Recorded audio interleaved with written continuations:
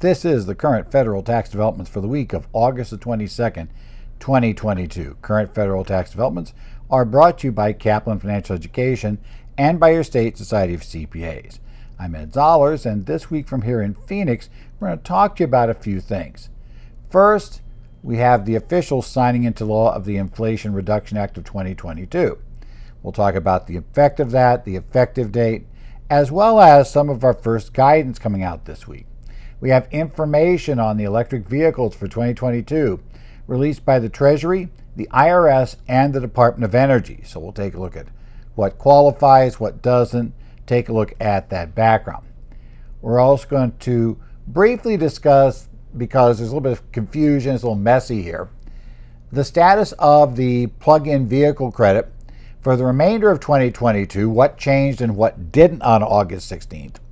As well as what the upcoming changes are going to be for 2023. So if you have a client interested in electric vehicle credit, there's a lot of things, a lot of balls in the air right now that you need to be watching to see when the most appropriate time to come in might be. So we'll talk a little bit about that. Finally, we'll talk about the fact that the IRS released a sample written information security plan for tax professionals. We'll talk about why they're doing that. Why there's been a lot of concern about they didn't really have an example, so this gives you a draft plan to work with. We'll get a little bit of discussion about how all of that runs up. But let's talk about the Inflation Reduction Act of 2022. And as I noted last week, we knew it had been passed by the House and Senate, but we did not yet have a signature on the bill. As we discovered at the end of 2020, sometimes presidents change their mind, and then in that case change their mind again, about signing a bill. So to quote Yogi Berra, it's never over till it's over.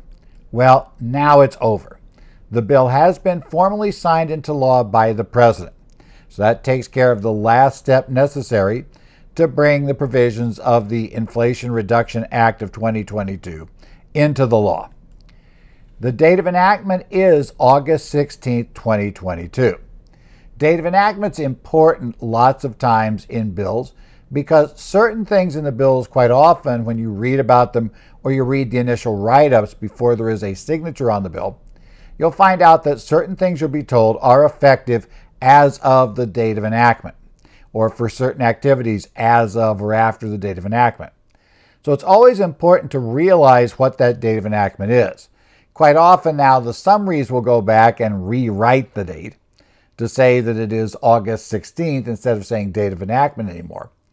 But if you have an older one, like you got to write up, for instance, Thomson Reuters, I subscribe to Checkpoint, Thomson Reuters put together a summary, a quick summary of the Inflation Reduction Act of 2022 back on the 9th of August.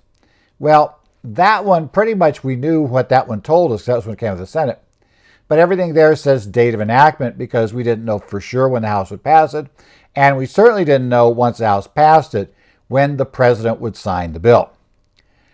The biggest impact in this bill, among things I think that will matter for most of your clients, that is tied to the date of enactment, is the requirement to have final assembly in the United States if you're buying a car or you're placing in service a car under the plug-in vehicle credit for the rest of 2022.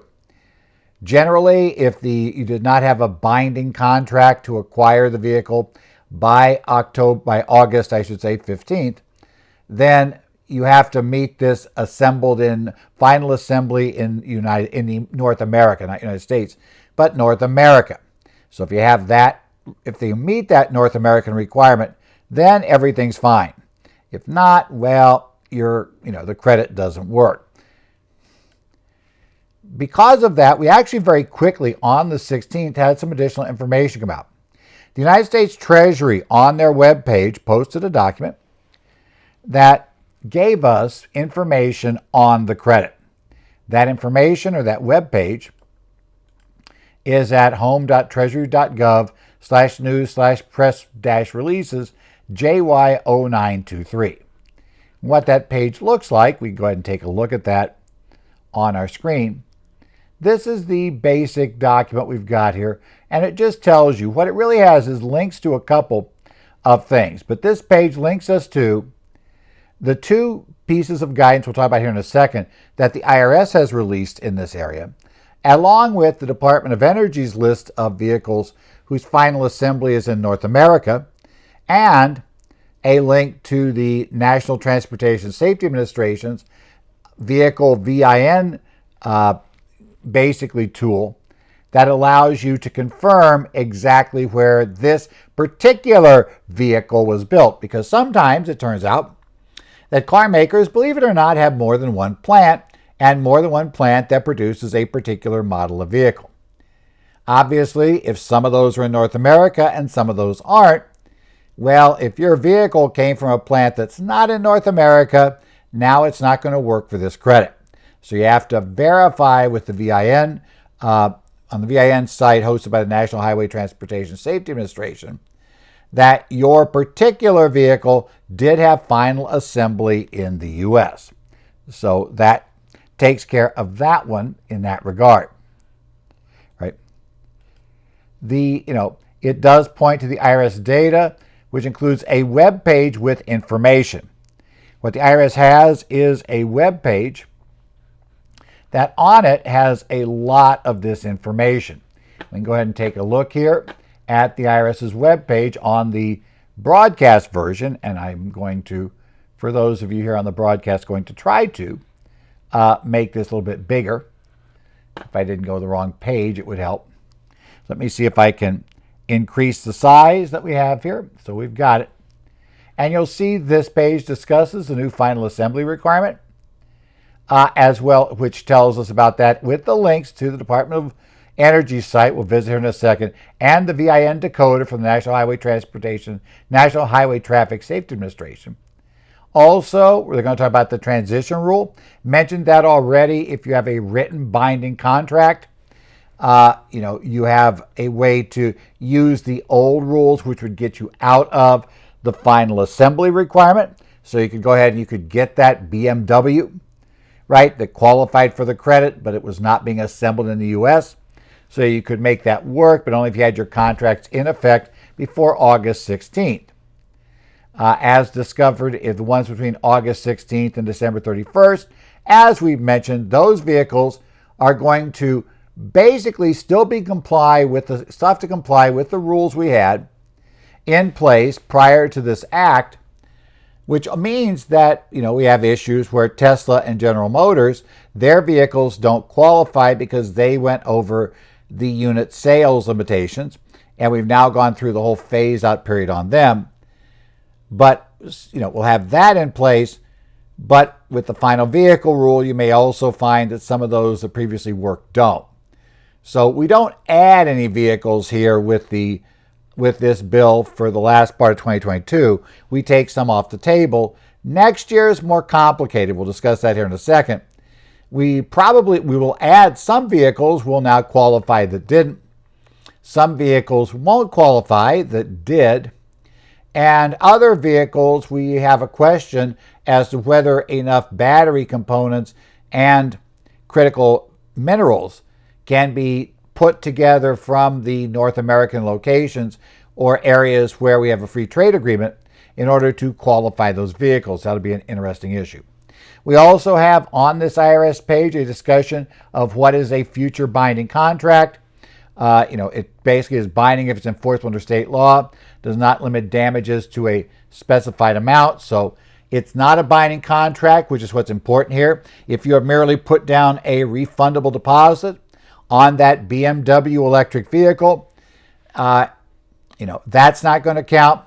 It's not even going to count if you have forfeiture of the deposit. You had to have a contract in place that requires you to actually buy the vehicle, go through the purchase. So it's not just a reservation that you could back out of, or a deposit you could be refunded, or even a deposit you lose in the reservation structure.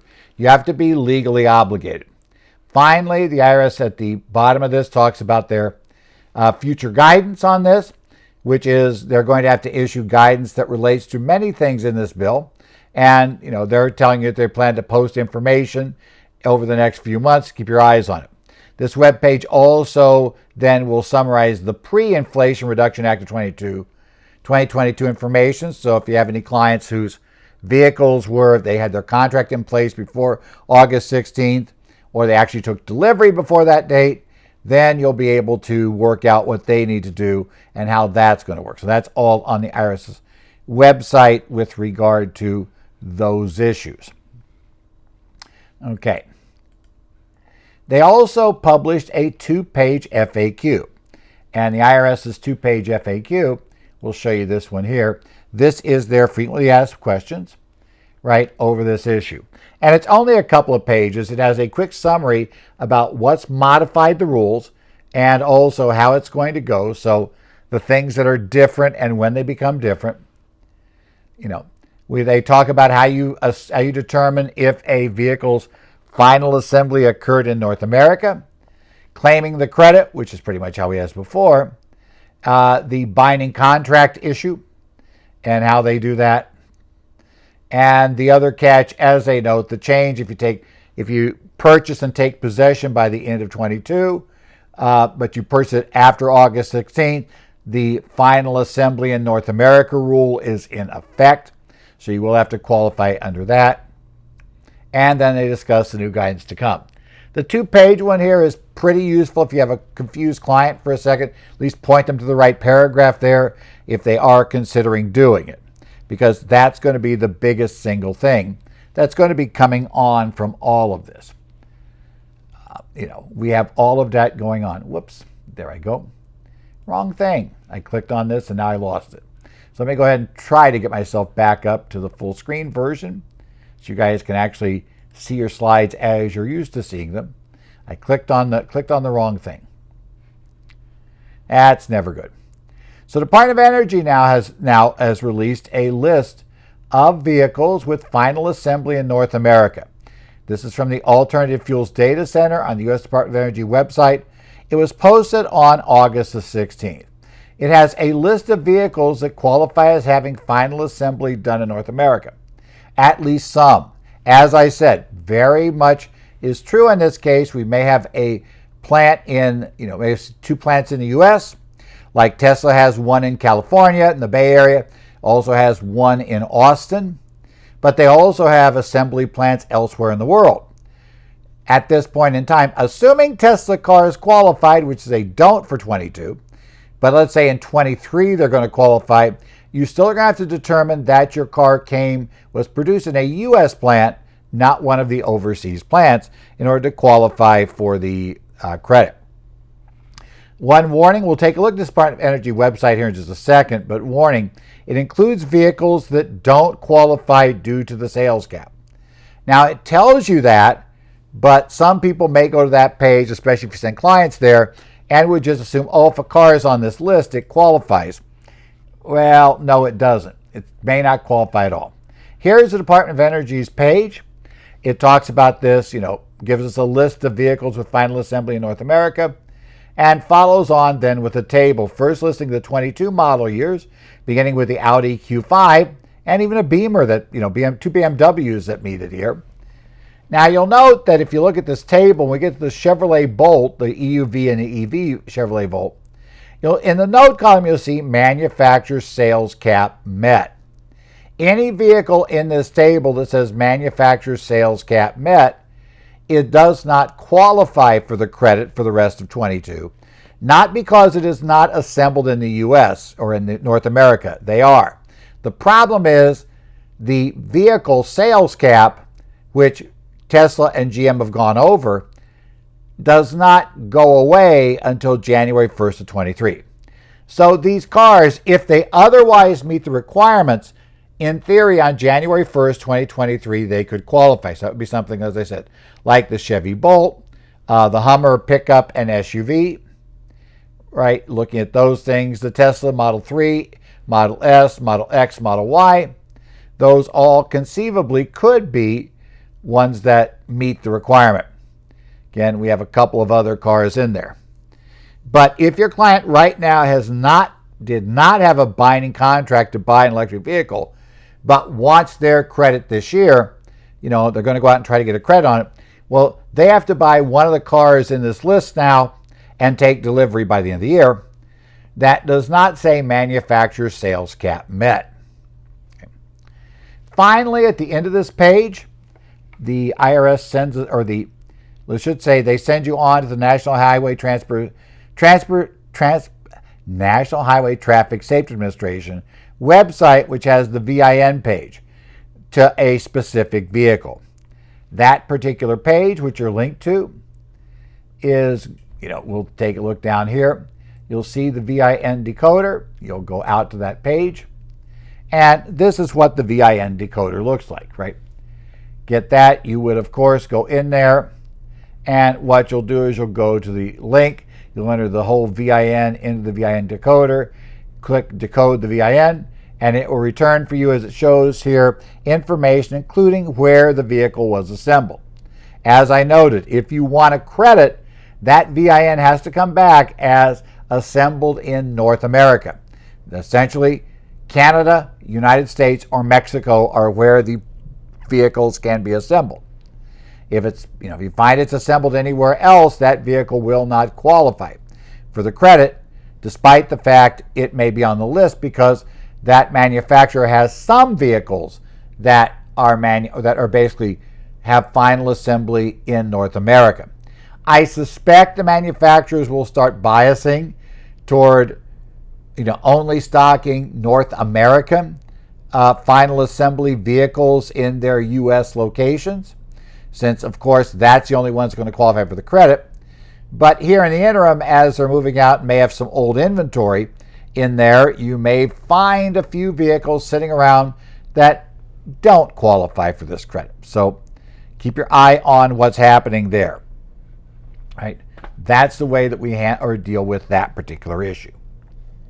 Okay. Now, let's talk about what's now. Where do we stand on this? Let's do the quick overall summary, because we've talked a lot about the provisions. We've talked about them basically, but it's probably best to step back for a second and just discuss where are we right now with electric vehicles. First thing is, unless your client has a binding contract, and that means one that requires them to purchase, not just one that means they put down a deposit they could ask to be returned, or even a deposit that they've agreed to forfeit if they don't go forward, but that's essentially their liquidated damages is just forfeit at this point. If they didn't have one of those contracts that gives them no option but to go forward by August 15th, then they need to find a vehicle on the Department of Energy's list that does not say the manufacturer has, met the sales cap. So again, the non-GM, non-Tesla vehicles on that list, if they can buy, acquire, take delivery of one of those by the end of the year, they qualify, which is generally good news. Because the big thing is, remember, prior to the end of the year, there is no modified adjusted gross income limit. Remember that limit we talked about last week? If modified adjusted gross income for a married couple filing a joint return is over $300,000, if it is over, in this case, $225,000 for a head of household filer, or $150,000 for a taxpayer who is filing as single or married filing separate, well, then you've blown the limit. There's also the manufacturer suggested retail price limit next year. Some of the cars on that Department of Energy list have manufacturer suggested retail price in excess of $80,000 for trucks, SUVs, and vans, or $55,000 for any other vehicle. If it's over that limit, it doesn't qualify. Also next year, we end up running into the critical minerals requirement. That says that for a whole laundry list of minerals, there is a minimum percentage by value for that mineral that must be in the battery that's used to power the car, that came from sources either in the United States or from a country the U.S. has a free trade agreement with, and also cannot come from certain blacklisted foreign entities. That one actually goes a little bit further down the line. We also have a battery component requirement. That is the value of the batteries, the value of the separate components of the battery.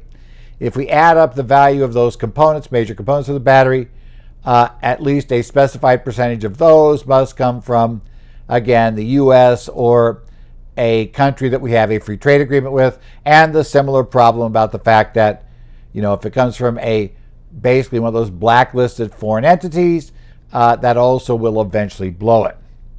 So, if those are going to block you next year, then you're trying to get the credit in for this year. However, there are some differences in 2023 that might enable you to claim a credit that you can't claim this year. The big one there is the cap on total unit sales goes away. So Tesla and GM vehicles may qualify. Now I say may because remember, that table does not consider what the manufacturer suggested list price is going to be for all of those vehicles. It also doesn't tell us whether or not, what's the makeup of the batteries and whether they can meet the requirements to have their vehicles still qualify, or if that's going to be a problem. Certainly there are some people, at least some stories have suggested, that those could become significant problems that'll serve as a cap on the number of vehicles that will qualify for this credit, just because there's only so much of the materials that can be produced in a location that's okay per this credit. So we'll have to take a look at how that goes. 2023 also gives us the used vehicle credit.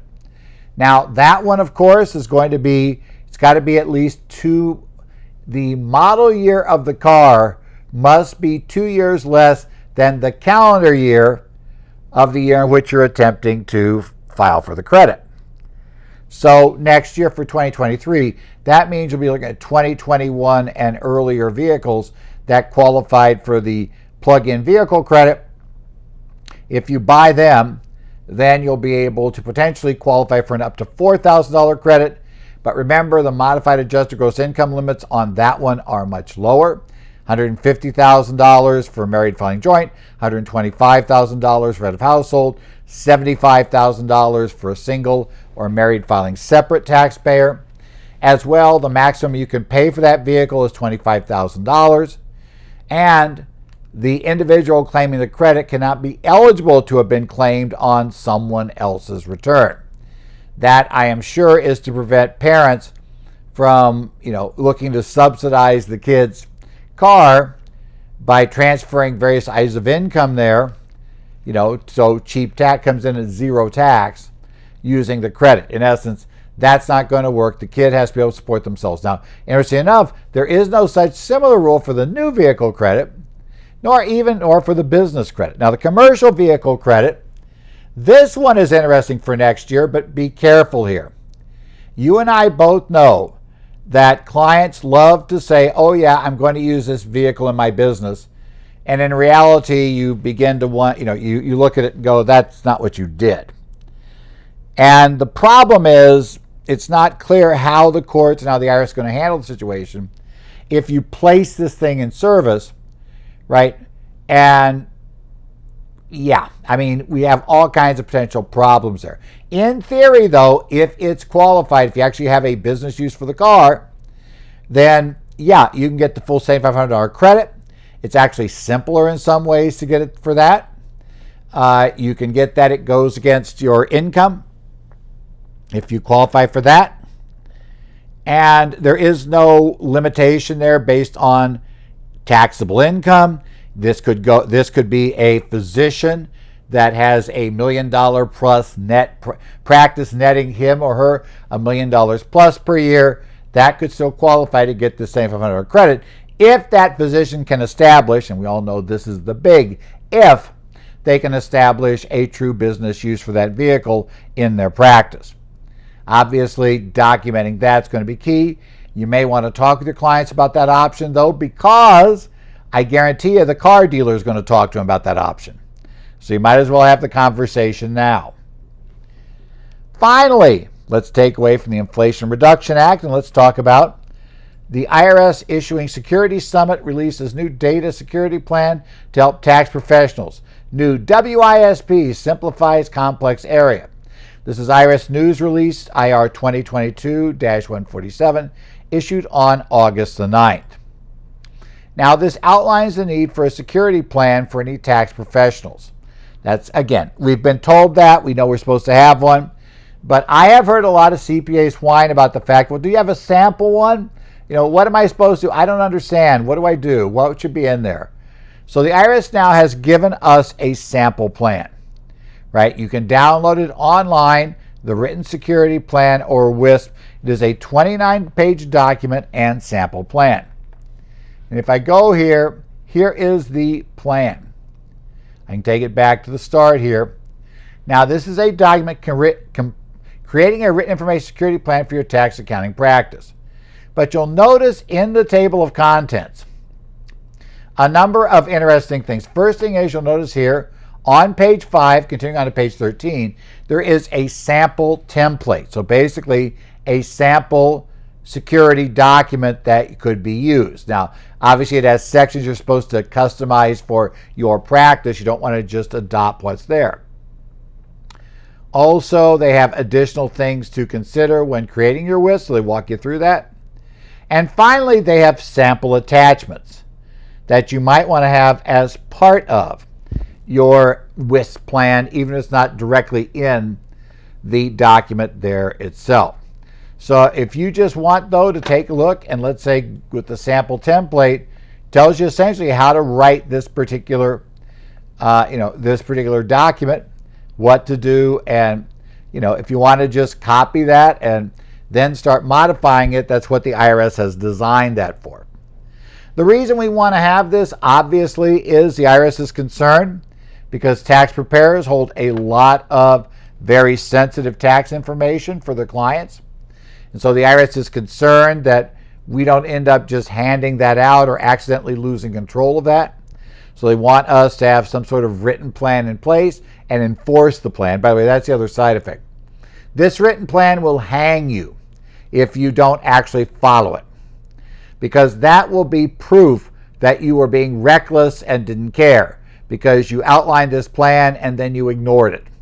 So in many ways, it's actually probably better not to have a plan, which is technically illegal right now, but it's probably better not to have a plan than to have a written plan that you're just going to ignore. It's not just photocopy these pages, stick them in a binder somewhere, and then ignore them because, if there's a whole bunch of garbage and we shouldn't have to deal with any of this stuff.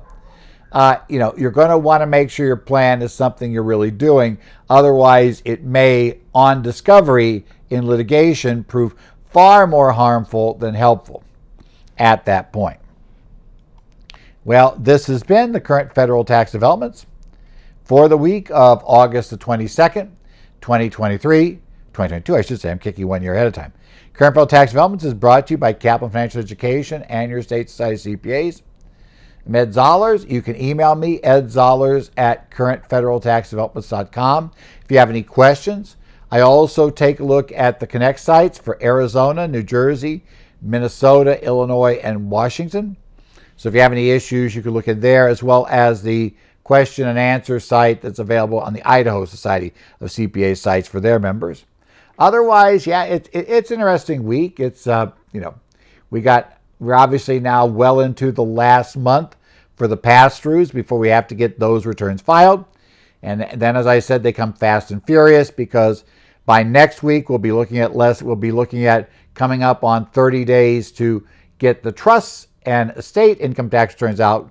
And then finally, of course, we come up on the individual deadline on October 15th. And after that date, I get to go out and start doing a few, or I guess I do go to a couple of places, doing a lot more things now sitting back here in Phoenix. Again, not because I'm insisting I sit here in Phoenix, but because everybody is now asking for remote for the most part. Part of the reason is because travel these days, in addition to being a total pain, has become very expensive. So people decided, we got by with this during the pandemic, so we'll just keep getting by with it. And also, some people just have discovered they like remote learning better than they like coming down to the classroom somewhere and sitting through all day. So, as I said, we'll be looking at that, but hopefully we'll have something next week. August is always slow in DC, and especially since this bill got finished. I'm not sure if we're going to have a whole lot next week, but whatever we do, if we have something, we'll try to bring it up, discuss it, and we'll go through that week here of current federal tax developments.